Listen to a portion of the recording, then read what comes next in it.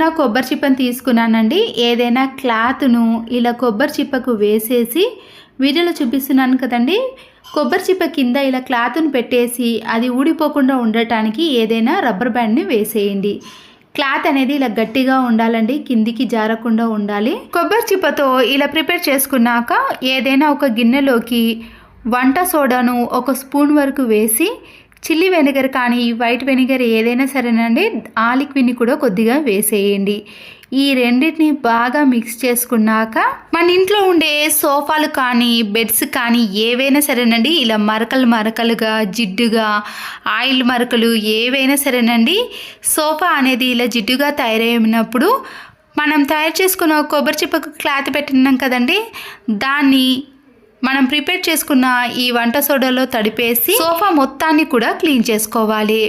ఒకవేళ మీరు సోఫా కాకుండా ఈ ప్లేస్లో బెడ్ను కూడా ఇదే మాదిరిగా క్లీన్ చేసుకున్నారనుకోండి, సోఫా నుంచి వచ్చే బ్యాడ్ స్మెల్ పోవటమే కాకుండా ఎలాంటి మరకలు కూడా కనిపించవండి. ఇలా ప్రతిసారి కాకపోయినా ఒక 3-4 మంత్స్కి ఒక్కసారైనా క్లీన్ చేసి చూడండి. సోఫా సెట్ అనేది చాలా నీట్గా ఉంటుంది, ఒక్క మరక కూడా ఉండదు, మళ్ళీ కొత్త దానిలా కనిపిస్తాయి. ఇదే పద్ధతిలో నేను సోఫా మొత్తాన్ని కూడా క్లీన్ చేసుకున్నానండి. క్లాత్ చూసారు కదండి ఎలా నల్లగా జిడ్డుగా తయారైందో. మీరు సోఫానే కాకుండా ఈ ప్లేస్లో పిల్లోస్ బెడ్స్ని కూడా క్లీన్ చేసుకోవచ్చు. ఇవి పూర్తిగా ఆరిపోయిన తర్వాత మరకలు అనేవి మీకు అస్సలకే కనిపించవండి, దానికి ఉన్న జిడ్డు కూడా ఈజీగా తొలగిపోతుంది. సోఫా మొత్తానికి కూడా క్లీన్ చేసుకున్నాను కాబట్టి ఇలా జిడ్డు అనేది ఎక్కువగా వచ్చేసిందండి. ప్రతిరోజు మనము హెయిర్కి ఇలా కోంపు పెట్టుకున్నప్పుడు దాంట్లో మురికి అనేది అలాగే ఉంటుందండి. దీనిపైన వాటర్ని కానీ లేదా మనము పిండిని కూడా చల్లాల్సిన పని లేదు. పాడైపోయిన ఒక టూత్ బ్రష్ ఉంటుంది కదండి, దాన్ని తీసుకొని ఇలా దువ్వెన మధ్యలో పెట్టేసుకొని అనేసామనుకోండి, దాంట్లో ఉండే మురికి అనేది పూర్తిగా బయటికి వచ్చేస్తుంది. ఎన్ని దువ్వెనలు అయినా సరేనండి, వాటర్తో క్లీన్ చేయాల్సిన పని లేదు. ఇలా డైరెక్ట్గా మనం అనేసామనుకోండి, ఈజీగా వచ్చేస్తుంది. ఈ దువ్వెన చూడండి ఎంత నీట్గా క్లీన్గా అయ్యిందో. మరొక యూస్ఫుల్ టిప్ని కూడా చూసేయండి. పాత క్యాలెండర్లు ఉంటాయి కదండి, వాటిని వేస్ట్ అని పడేస్తాం, కానీ క్యాలెండర్ని తీసుకొని వీడియోలో చూపించిన మాదిరిగా ఇలా రౌండ్గా దగ్గరికి మలిచేసేయండి. దీని చుట్టూ కూడా ఏదైనా ప్లాస్టర్ ఉంటే అది విడిపోకుండా ఉండటానికి ఈ ప్లాస్టర్ని కూడా ఇలా రౌండ్గా చుట్టేశారనుకోండి, అది పోకుండా అలాగే ఉంటుంది. మధ్యలో ఉన్న గ్యాప్లో నుంచి ఒక థ్రెడ్ని తీసేసి పైన గట్టిగా ముడి వేసేయండి. ఆ ముడి కనబడకుండా ఉండటానికి ఇలా క్యాలెండర్ మధ్యలో అనేసారనుకోండి, నీట్గా కనబడుతుంది. దీన్ని మీరు కిచెన్లో కానీ లేదా బెడ్రూమ్లో కానీ ఎక్కడైనా సరేనండి, ఇలా మేకుకు వేసేసారనుకోండి, దీనిపైన టవల్స్ని కానీ లేదా పిల్లలు ప్రతిరోజు స్కూల్కి పెట్టుకునే బెల్టులు కానీ లేదా ఆఫీస్కి పెట్టుకునే బెల్టులు ఏవైనా సరేనండి, ఎన్నైనా ఇలా ఈజీగా వేసుకోవచ్చు. చూడ్డానికి నీట్గా ఉంటుంది, ఎప్పుడంటే అప్పుడు ఈజీగా దొరుకుతాయి, వెతకాల్సిన పని ఉండదు. అంతే కదండి, దీనిపైన టవల్స్ని కానీ మనము శారీ ఏదైనా ఫంక్షన్కి వేసుకున్న తర్వాత దీనిపైన కూడా ఆరేసుకోవచ్చండి. ఇలాంటి డ్రెస్లను కానీ ఏది వేసుకున్నా నీట్గా ఉంటుందండి, మళ్ళీ ఈజీగా తీసుకోవచ్చు. మరొక యూస్ఫుల్ టిప్, ప్రతిరోజు మనము పాలను కాచిన తర్వాత మామూలుగా ఏదైనా గిన్నెను పెట్టేస్తాం కదండి, అలా కాకుండా ఇలా చిల్లులున్న గిన్నెను పెట్టేసామనుకోండి, పాల మీగడ ఎక్కువగా వస్తుంది. నెయ్యి తీసే వాళ్ళకు ఈ టిప్ అనేది యూజ్ అవుతుంది. ఇంట్లో ఎన్ని డోర్ మ్యాట్స్ ఉన్నా సరేనండి, ఇలా మురికి పట్టిన డోర్ మ్యాట్స్ అనేవి ఎక్కువగా ఉంటాయి కదా, ఇలాంటి వాటిని కూడా మనము బ్రష్ పెట్టి రుద్దాల్సిన పని లేదండి, నీటిలో ముంచితే సరిపోతుంది. ఇక్కడ 5-6 డోర్ మ్యాట్లను తీసుకున్నానండి. చూసారు కదండి ఎక్కువగా మురికి పట్టేశాయి. ఇలా మురికి పట్టిన డోర్ మ్యాట్స్ అన్నిటినీ కూడా తీసుకొని మనము ముందుగా బకెట్లో హాట్ వాటర్ని తీసుకోవాలి. ఈ బకెట్లో వాషింగ్ మిషన్లో వేసే లిక్విడ్ ఉంటుంది కదండి, దాన్ని కొద్దిగా వేసిన తర్వాత చిల్లీ వెనిగర్ కానీ వైట్ వెనిగర్ని కూడా వేసుకోవాలి. వంట సోడాను కూడా ఒక 2-3 టీ స్పూన్స్ వరకు వేసేయండి. లైజాల్ ఉంటుంది కదండి, మంచి సువాసన వచ్చే లైజాల్ని కానీ లేదా కంఫర్ట్నైనా వేసుకోవచ్చు. ఇప్పుడు ఈ డోర్ మ్యాట్స్ అన్నిటినీ కూడా ఈ బకెట్లో వేసేసి ఈ హాట్ వాటర్లో ముంచేసేయండి. ఇలా ముంచేసిన తర్వాత మీరు ఒక 15 to 20 మినిట్స్ పాటు ఈ హాట్ వాటర్లో అలాగే ఉంచేసేయండి. తర్వాత ఈ డోర్ మ్యాట్స్ని ఇలా వాటర్లో బాగా కుదిపేస్తూ బయటకి తీసేయండి. ఇలా చేయటం వలన డోర్ మ్యాట్స్లో ఉండే సగం మురికి అనేది బయటకి వచ్చేస్తుంది. తర్వాత బకెట్లో ఉండే వాటర్ని అంతా కూడా తీసేసి మరొకసారి మీరు ఫ్రెష్ వాటర్ని తీసుకోవాలి. ఇప్పుడు మనము ముందుగా హాట్ వాటర్లో డోర్ మ్యాట్స్ని అన్నింటినీ కూడా వేసాం కదండి. ఇలా మురికిపోవటం వలన ఫ్రెష్ వాటర్లో మరొకసారి వేసి 2-3 సార్లు డోర్ మ్యాట్లను కుదిపేసామనుకోండి, పూర్తిగా మురికి అనేది పోతుంది.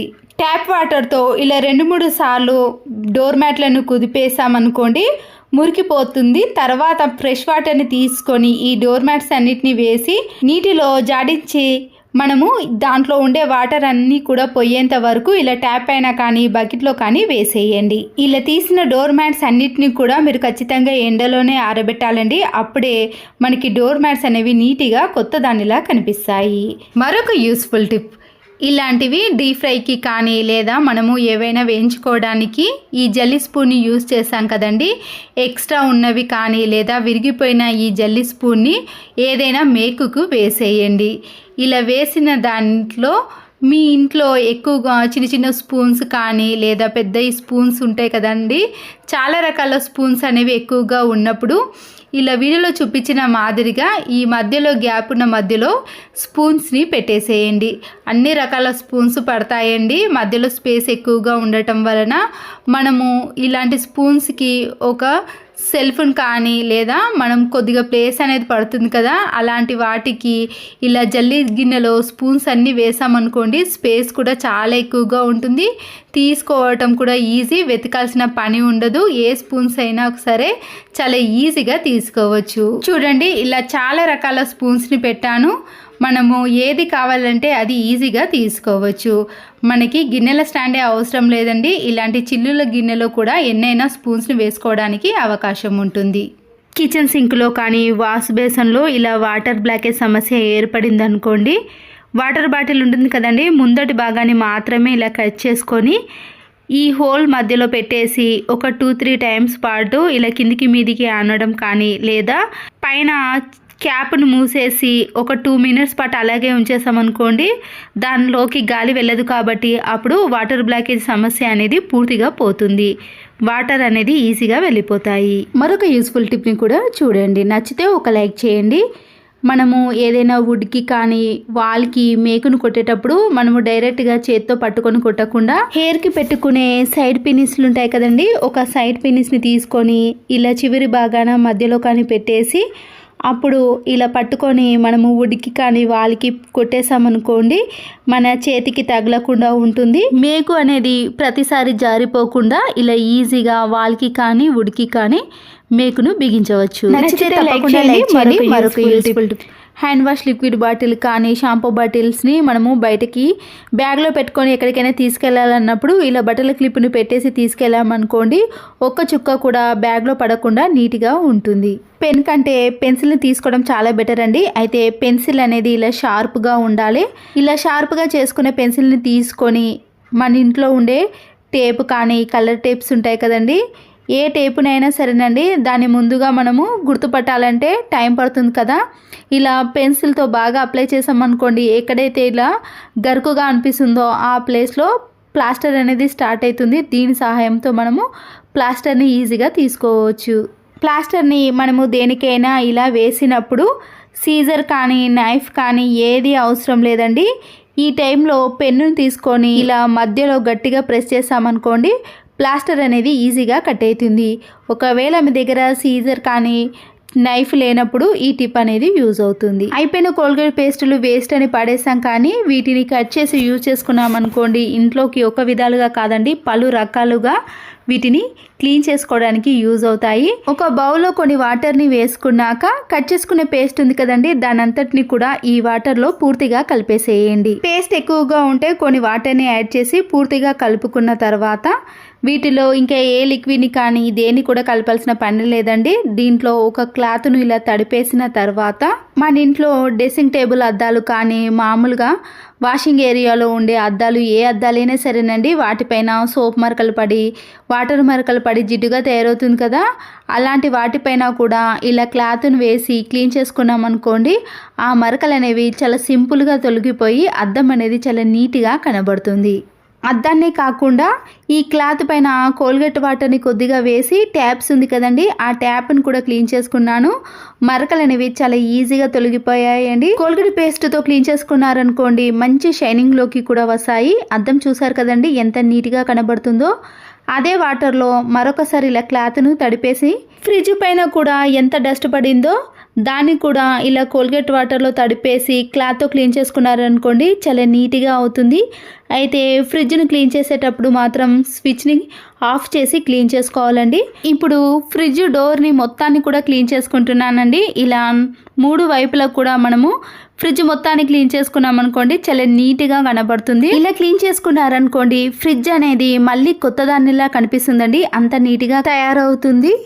అలాగే మరొకసారి వాటర్లో తడిపేసి స్లైడింగ్ డోర్లు కానీ విండో డోర్స్ ఉంటాయి కదండి, వాటిని కూడా నేను దీంతోటే క్లీన్ చేసుకుంటాను. చాలా నీట్గా అనిపిస్తాయండి. కోల్గేట్ వాటర్ని కిచెన్ సింక్లో గిన్నెలన్నీ క్లీన్ చేసిన తర్వాత కొద్దిగా ఈ వాటర్ని వేసి స్క్రబ్బర్తో క్లీన్ చేసుకున్నారనుకోండి ఈ కిచెన్ సింక్ కూడా తలతల మెరిసిపోతుందండి, అంత నీట్గా కనిపిస్తుంది. కిచెన్ సింక్లో ఏదైనా బ్యాడ్ స్మెల్ ఉన్నా కూడా పూర్తిగా పోతుందండి. మిగిలిన వాటర్తో వాష్రూమ్ని కూడా క్లీన్ చేసుకుంటున్నానండి. వాష్రూమ్లో ఇలా గారపట్టిన మరకలు ఎక్కువగా ఉన్నప్పుడు కోల్గేట్ వాటర్ని ఈ వాష్రూమ్లో వేసేసి బ్రష్తో క్లీన్ చేసుకున్నారనుకోండి ఎంత గారపట్టిన మరకలైనా సరేనండి చాలా బాగా క్లీన్ అవుతాయి. ఒకవేళ మీకు వాష్రూమ్ అనేది ఇంకా గారపట్టిన మరకలు ఎక్కువగా ఉంటే వాషింగ్ మిషన్లో వేసే లిక్విడ్ ఉంటుంది కదండి, దాన్ని కూడా కలిపేసి క్లీన్ చేసుకోండి. వాష్రూమ్ అనేది మళ్ళీ కొత్త దానిలా కనిపిస్తుంది. చూడండి ఎంత నీట్గా కనిపిస్తుందో. గారపట్టిన మరకలు అనేవి పూర్తిగా తొలగిపోయాయి కదా. క్లీనింగ్ ప్రాసెస్లో బేకింగ్ సోడా కానీ కోల్గేట్ పేస్ట్ అనేది చాలా బాగా యూజ్ అవుతుందండి. ఇలా పడేసే కోల్గేట్ పేస్ట్తో కూడా ఇంట్లో ఎన్నో రకాలుగా క్లీన్ చేసుకోవచ్చండి. నేను వాష్ బేసిన్ని కూడా నీట్గా క్లీన్ చేసుకున్నాను. చూసారు కదండి ఎంత నీట్గా కనబడుతుందో. మరొకటి స్లో నుంచి సైడ్లో ఎక్కువగా మంట వస్తున్నప్పుడు గ్యాస్ అనేది వేస్ట్ అవుతుంది కదండి. ఈ బర్నర్స్ని తీసుకొని దీని చుట్టూ కూడా కోల్గేట్ పేస్ట్ని అప్లై చేయండి. చల్లారిన తర్వాత అది గట్టి పడుతుందండి. ఇలా చుట్టూ అప్లై చేసిన తర్వాత గ్యాస్ స్టవ్కి పెట్టేసి మనం ఆన్ చేసామనుకోండి దాని సైడ్లో నుంచి మంట అనేది అస్సలకే రాదండి. దీనివల్ల వంట అనేది త్వరగా అవుతుంది, గ్యాస్ కూడా ఆదా అవుతుంది. మనము సాల్ట్ కానీ చక్కెర కానీ దాంట్లో తడిగా ఎక్కువగా ఉండటం వలన అది ముద్దలు ముద్దలుగా తడిగా అనిపిస్తుంది కదండి. మనము కేక్ కోసిన తర్వాత ఇలాంటి నైఫ్ ఉంటుంది కదా వుడ్ది, దీన్ని తీసుకొని సాల్ట్ డబ్బాలో కానీ షుగర్ డబ్బాలో వేసామనుకోండి తడిని మొత్తం కూడా ఈ వుడ్ స్పూన్ అనేది పీల్చుకుంటుంది. కాబట్టి సాల్ట్ పొడి పొడిగా షుగర్ అనేది పొడి పొడిగా ఉంటుంది. గిన్నెలు తోమే సోప్ ఉంటుంది కదండి, మనము ఇలాంటి ప్లాస్టిక్ బాక్స్లో సోప్ని పెట్టి క్లీన్ చేసేటప్పుడు దాంట్లో స్క్రబ్బర్కున్న వాటర్ అన్నీ కూడా అడుగు భాగానికి చేరి సోప్ అనేది త్వరగా అరిగిపోతుంది. అలా సోప్ త్వరగా అరిగిపోకుండా ఉండాలంటే ప్లాస్టిక్ బాటిల్ యొక్క క్యాప్స్ ఉంటాయి కదండి, మనము సోప్ కిందికి లేదా ఇలా ప్లాస్టిక్ బాక్స్ యొక్క అడుగు భాగాన క్యాప్లను పెట్టేసామనుకోండి అప్పుడు దాని కిందికి వాటర్ అనేది చేరినా కూడా సోప్ అనేది తడవకుండా త్వరగా అరిగిపోకుండా ఉంటుంది. మనకి సోప్ కూడా చాలా ఎక్కువ రోజులు వస్తుంది. ఆనియన్స్ అనేవి త్వరగా కుళ్ళిపోకుండా ఎక్కువ రోజుల పాటు ఫ్రెష్గా స్టోర్ చేసుకోవాలంటే ఇలాంటి చిల్లులు ఉన్న దాంట్లో కానీ లేదా ఏదైనా గాలి చొరబడే దాంట్లో మనము ముందుగా ఆనియన్స్ని స్టోర్ చేసుకోవాలి. తర్వాత న్యూస్ పేపర్ కానీ పిల్లలు రాసిన నోట్బుక్లో ఉపయోగపడని పేపర్స్ ఉంటాయి కదండి, దాన్ని తీసుకొని ఇలా రౌండ్గా బాల్స్ లాగా ప్రిపేర్ చేసి కొన్ని ఆనియన్స్ మధ్యన ఈ పేపర్ని పెట్టేసేయండి. ఇలా చేయటం వలన ప్రతి ఒక్క ఆనియన్ మధ్యలో స్పేస్ ఎక్కువగా ఉండటం వలన ఒక్క ఆనియన్ కుళ్ళిపోయినా కూడా మరొక ఆనియన్ పాడవకుండా చాలా రోజుల పాటు ఫ్రెష్గా ఆనియన్ అనేవి ఎక్కువగా కుళ్ళిపోకుండా మనము ఇలా స్టోర్ చేసుకోవచ్చు. కింది అడుగు భాగాన ఉపయోగపడని సంచులు ఉంటాయి కదండి, బియ్యం సంచులను, వాటిని కట్ చేసి ఇలా వేసారనుకోండి ప్రతిసారి దీన్ని క్లీన్ చేయాల్సిన పని కూడా ఉండదు. పండగలకి కానీ ఫంక్షన్స్కి కానీ మనము ఇలాంటివి బియ్యం పిండితో చేసిన వంటకాలు మనము ఏదైనా బాక్స్లో స్టోర్ చేసుకుంటాం కదండి, గాలికి కానీ లేదా ప్రతిసారి మూత ఓపెన్ చేసినా కూడా అవి త్వరగా మెత్తబడిపోతాయి. రైస్ ఉంటుంది కదండి, ఆ రైస్ని ఇలా ఒక 5-6 రైస్ అనేవి అడుగు బాగాన వేసి మనము ఈ అప్పడాలను కానీ లేదా పిండి వంటలను స్టోర్ చేసుకున్నా కూడా త్వరగా మెత్తబడవు. వెండి వస్తువులను క్లీన్ చేసిన తర్వాత కూడా మనము ఎక్కడ పెట్టినా కూడా దాంట్లో నలుపు రావటం కానీ లేదా నల్లగా మారటం లాంటివి జరుగుతూ ఉంటుందండి. ఒక టిష్యూ పేపర్ని తీసుకొని దీనిపై వైట్ కలర్ చాక్ పీస్ని ఇలా స్మూత్గా సన్నగా పొడి చేసి ముందుగా వేసుకోవాలి. తర్వాత వెండి వస్తువులను పెట్టేసామనుకోండి, నలుపు రాకుండా కలర్ అనేది చేంజ్ కాకుండా ఫ్రెష్గా ఉంటాయి. తిరిగి యూజ్ చేసేటప్పుడు క్లాత్తో క్లీన్ చేసుకుంటే సరిపోతుంది.